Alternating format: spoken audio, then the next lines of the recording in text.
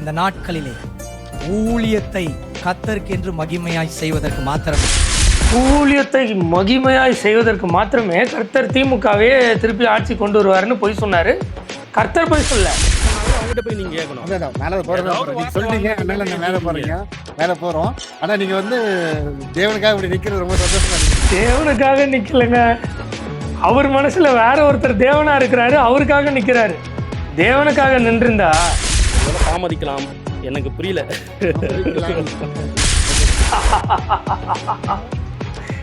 புரியல இல்லை, இதுக்கு மேலே எப்படி முட்டு கொடுக்கறதுன்னு எனக்கு தெரியல.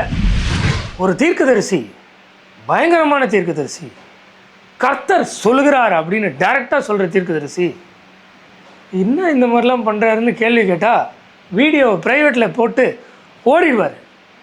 ஆனால் சரி, வீடியோ தான் ப்ரைவேட்டில் போட்டு ஓடுறாருன்னு பார்த்து நேரில் போய் என்னன்னு கேட்கலான்னு பார்த்தா அங்கேயும் ஓடுவார். எடுத்தேன் பாரு ஒரு ஓட்டம்னு. அதை தான் இந்த வீடியோவில் பார்க்க போகிறோம். வாங்க வீடியோவில் போய் பார்க்கலாம்.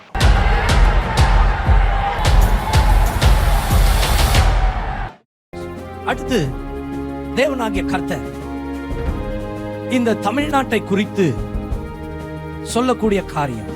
இவர் சொல்லிட்டு போகிற போக்கில் அப்படியே தேவனாகிய கர்த்தர் சொல்கிறது என்னென்னா அப்படின்னு இவரையே கர்த்தராக நினச்சி சொல்லிக்கிட்டு இருக்கார். போய் தமிழ்நாட்டிலே அடுத்த ஆட்சி தேவனுடைய சித்தம் போலவே ஒரு ஆட்சியை அவர் அமைக்கப் போகிறார். அது எப்படியாப்பட்ட ஆட்சி என்றால், மீண்டும் இப்பொழுது இருக்கும் ஆட்சியே தொடரும் என்பதுதான் தேவனுடைய வார்த்தை. எப்படியாப்பட்ட நபராக இருந்தாலும் மாட்டிக்கிட்டா எடுத்தா ஒரு ஓட்டம்னு பயங்கரமாக ஓடுவார். அப்படியாப்பட்ட நபர் தான் இவர்.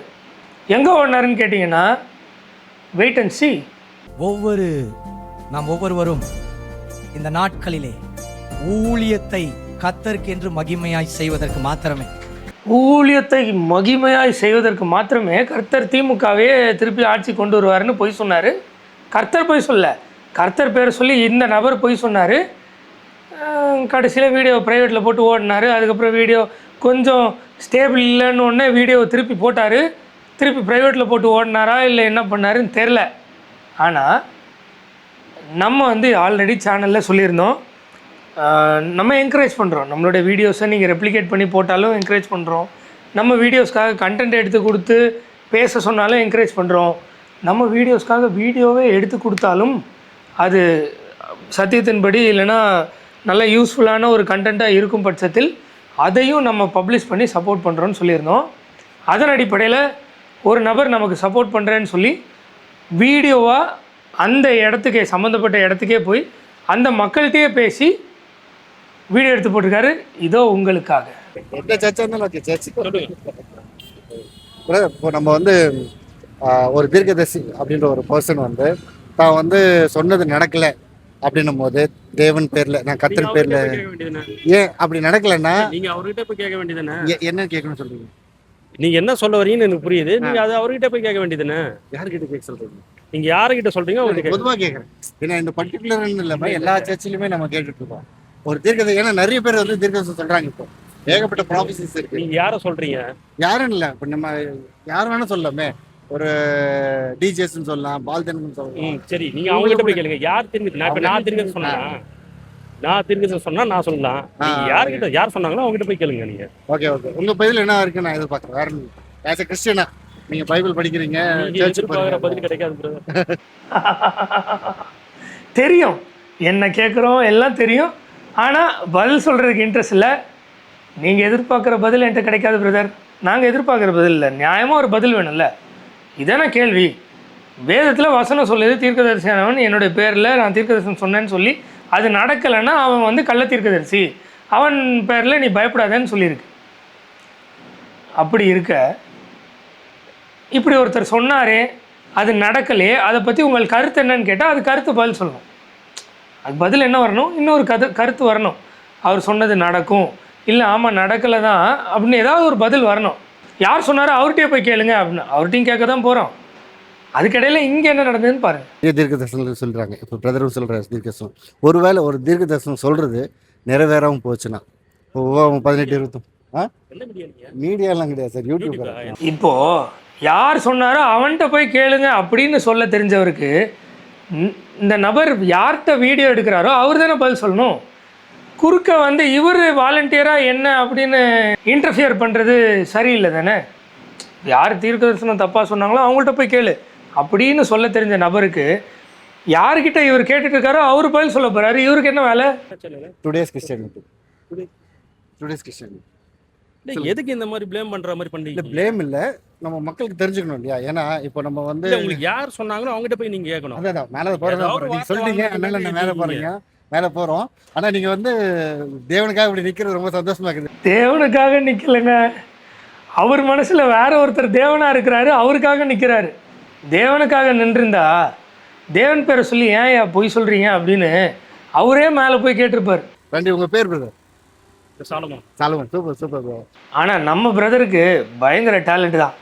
அப்படியே பேரை கேட்டு சூப்பர் சொல்லி அப்படியே கான்வர்சேஷனை பில்ட் பண்ணுறாரு. சரியான டேலண்ட்ல. பைபிள் நீங்கள் நிறைய வச்சுருப்பீங்க. சரி, எனக்கு ஒரு ஒரு பெனிஃபிட்டாக, மக்களுக்கு மட்டும் பெனிஃபிட்டாக இருக்கிற மாதிரி ஒரு கிறிஸ்தவர்கள் இப்போ இருக்கிற ப்ரெசென்ட் வேர்ல்டு கிறிஸ்தவர்கள் எதை ஃபாலோ பண்ணணும்னு நினைக்கிறீங்க? சத்தியத்தை தான் வளரும். சத்தியம். சத்தியம்னா நீங்கள் என்ன மீன் பண்ணுவாங்க? சத்தியம்னா வசனம் தான் சத்தியம். வசனம் தான் சத்தியம். ஓகே, அதுதான் நாங்களே ஆக்சுவலாக எதிர்பார்க்கவே தான். இப்போ நிறைய பேர் வந்து தங்களோட சொந்த வார்த்தைகளை பேசுகிறாங்க இல்லைங்களா, அந்த சொந்த வார்த்தைகள் ஏன்னா வசனம் இப்போ நம்ம வேணால் படிக்கலாங்களா? உங்களுக்காக வேண்டி நான் அதை படிக்கிறேன். நீங்கள் உங்களுக்கு 2 மினிட்ஸ் டைம் கொடுங்க. பஸ் வேற வந்துரும் பிரதர். ஒரே பஸ் வந்துருமா? பதில் வருமா? ஒன்றும் இல்லை, உபாகம் தான் அந்த வசனம். உபாகத்தில் இருக்குது. ஏன்னா ஒரு விஷயத்தை முடிவோட வந்திருக்கீங்க போல இருக்கு. இல்லை, கடவுளுக்காக சாவை கூட பெருசாக நினைக்கக்கூடாது சார். பத்திலாம் சொல்லுங்க. சொல்கிறேன், அது கூட பெருசாக நினைக்கக்கூடாதுன்றேன். நீங்க அவர்கிட்ட கேட்டு நீங்க இல்லை, கண்டிப்பாக பாருங்க வசனம் ஒன்றும் இல்லை, அதெல்லாம் ஒன்றும் பிரச்சனை இல்லை பிரதர். இங்கே பாருங்க வசனம் சொல்லுது, ஒரு தீர்க்கதரிசி கர்த்தரை நாமத்தினால் சொல்லும் காரியம் நடவாமல் நிறைவேறாமலும் போனால் அது கர்த்தர் சொல்லாத வார்த்தை. அந்த தீர்க்கதரிசி அதை துணுகரித்தினால் சொன்னான், அவனுக்கு நீ பயப்பட வேண்டாம்ன்றாரு. ஸோ இப்போ நீங்கள் சொல்லுங்க. மேலதான் இருக்காரா? நான் பார்த்துடலாம் கண்டிப்பாக ப்ரோ. யாருக்கும் பயப்பட போகிறது இல்லை. பைபிள்ல சொன்னாங்க. இல்ல, இது ப்ளேம் பண்ணுற மாதிரி இருக்கா? வசனத்தை படித்து அதன் அடிப்படையில் ஒரு கேள்வி கேட்டால் ப்ளேம் பண்ணுற மாதிரி இருக்கா? ப்ளேம் பண்ணாமல் வேறு என்ன பண்ணுவாங்க? இப்போ பிரதர், இப்போ இயேசு கிறிஸ்து வந்து ஒருத்தரை பார்த்து நீங்க அவரை பார்த்து கேட்டுட்டு அப்புறம் வந்து ஓகே, உங்க மனசுல என்ன இருக்குன்னு தெரியணும் இல்லையா. அவரை நம்ம பேச தான் போறோம், கேட்க தான் போறோம். கடவுள் ஒருத்தரை பார்த்து வெள்ளையடிக்கப்பட்ட கலர் என்ன சொல்றாரு ஓகேங்களா, அதுவும் ப்ளேம் பண்றது தானே. போடு போடு போடு பாஸ், எங்கேயோ போயிட்டீங்க. பார்த்து கேட்டுட்டு நீங்க இந்த மாதிரி தீர்க்கத்தை சொன்னீங்களே, அதுக்கு என்ன விளக்கம்? நீங்க அப்படி கேட்டுருந்தா பரவாயில்ல. நான் கேட்கறது வந்து இவர் இப்படி சொன்னாருன்னு கேட்கல. ஒரு ஏகசம் சொல்றது அது பொய்யா முடிஞ்சதுன்னா அது தீர்க்கதரிசி நம்ம நம்பலாம அவர் நிச்சயமா விளக்கம் கொடுக்கறது வேற. வேதம் என்ன சொல்லுது நான் கேட்க. அவர் விளக்கம் கொடுப்பாரு பிரதர், நீங்க போய் கேளுங்க. உங்களுக்கு அவர் விளக்கம் கொடுக்கல பிரதர், அவங்க போய் கேட்டிருக்காங்க. அதுக்கெல்லாம் எனக்கு டைம் இல்லைன்னு எடுத்தான் பாரு ஒரு ஓட்டோன்னு ஓடிட்டார். உண்மையிலே விளக்கம்லாம் கொடுக்கல. அப்படி அவர் விளக்கம் கொடுக்குறதா இருந்தால் இந்நேரம் அவர் சோசியல் மீடியாலே கொடுத்துருக்கணும். ஏன்னா அதே சோசியல் மீடியாவில் தான் அவர் போய் சொல்லி மாட்டிக்கிட்டார். அங்கேயும் விளக்கம் கொடுக்கல, நேரில் போய் கேட்ட இந்த பிரதருக்கும் விளக்கம் கொடுக்கல. பொறுத்த வரைக்கும் வேதம் என்ன சொல்லுது? ஒருவேளை தாமதிக்கலாம், எனக்கு புரியல.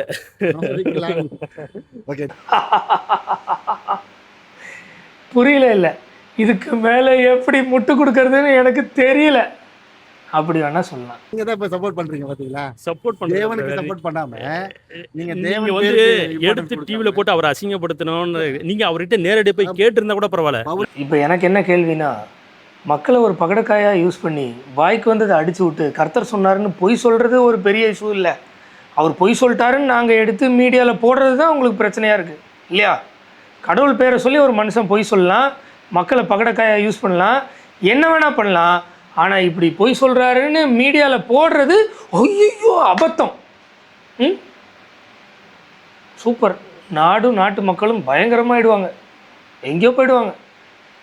கிறிஸ்தவத்தில் மூட நம்பிக்கையே இல்லை, பயங்கரமான பகுத்தறிவுவாதிகள். இல்லைன்னா ஆண்டவருடைய ஞானம் பொங்குது அப்படியே.